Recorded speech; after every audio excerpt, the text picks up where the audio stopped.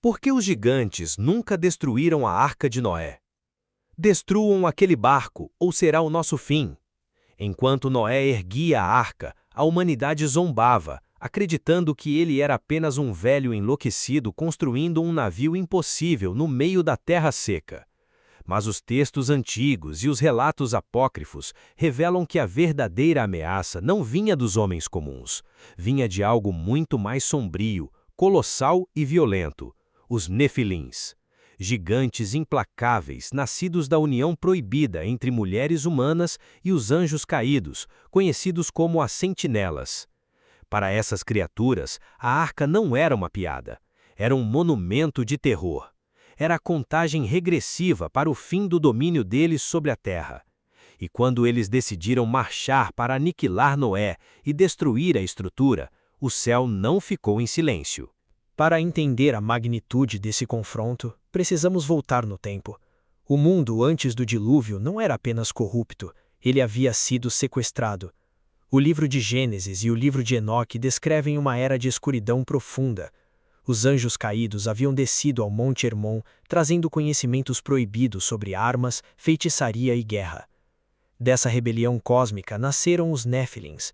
Eles não eram apenas homens altos, eram semideuses perversos, aberrações de força desproporcional que devoravam todos os recursos da terra.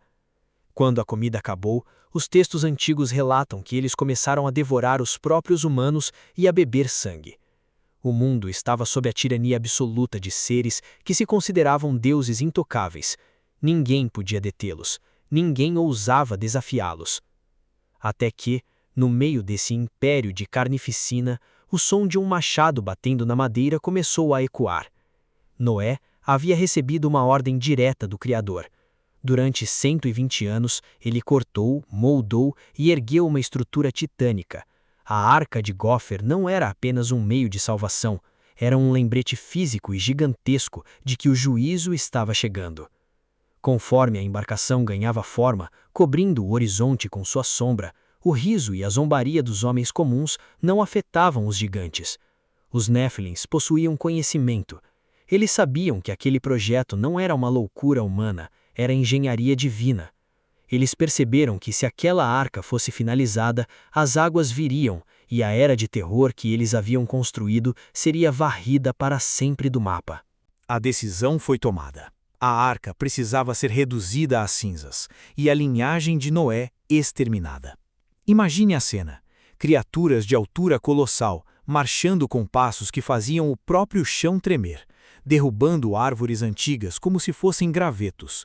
Eles avançaram com fúria absoluta, certos de que esmagariam a família de Noé e apagariam o plano de Deus antes mesmo que a primeira gota de chuva caísse.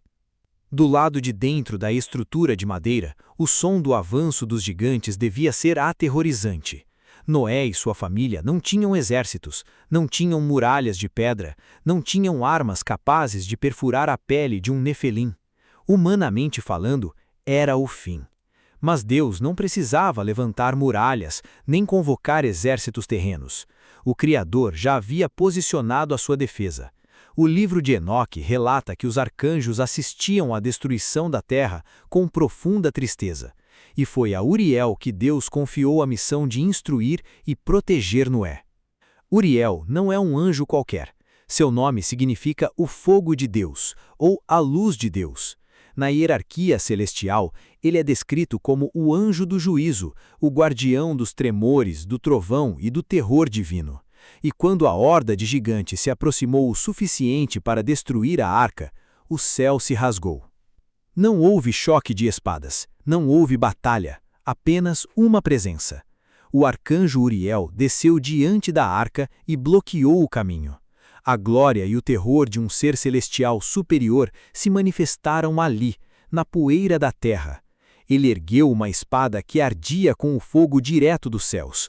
E então, algo inquietante e paralisante aconteceu.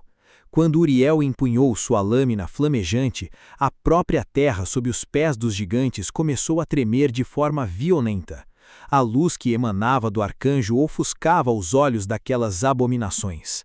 Aqueles gigantes colossais que passaram suas vidas inteiras espalhando pânico, dilacerando exércitos humanos e se autoproclamando os senhores absolutos do mundo, simplesmente congelaram. A arrogância se transformou em terror puro e silencioso. Eles pararam porque, pela primeira vez em toda a sua existência amaldiçoada, os Nephilims estavam olhando diretamente para o reflexo da ira de Deus. Eles estavam diante de um poder cósmico, esmagador e letal, que nem mesmo os anjos caídos que os geraram poderiam desafiar. Uriel permaneceu ali, imóvel, intransponível, guardando a porta da salvação até que o último animal entrasse, até que Noé estivesse seguro, e até que o próprio Deus fechasse a porta da arca por fora. Os gigantes não puderam dar mais um único passo. Eles ficaram para trás, apenas esperando que as águas do abismo se abrissem para engoli-los. A proteção de Deus não falha e não se atrasa. Quando ele tem um propósito, não importa o tamanho do gigante ou a fúria do inimigo que se levante contra você, o céu intervirá. Se você acredita no poder invencível e absoluto de Deus, escreva Amém nos comentários. Se esse mergulho nos mistérios antigos da Palavra de Deus trouxe um novo entendimento para a sua vida, deixe o seu like e inscreva-se no canal para não perder nossos próximos vídeos. O seu apoio faz com que o YouTube leve esta mensagem a mais pessoas. Fique em paz e até o próximo vídeo.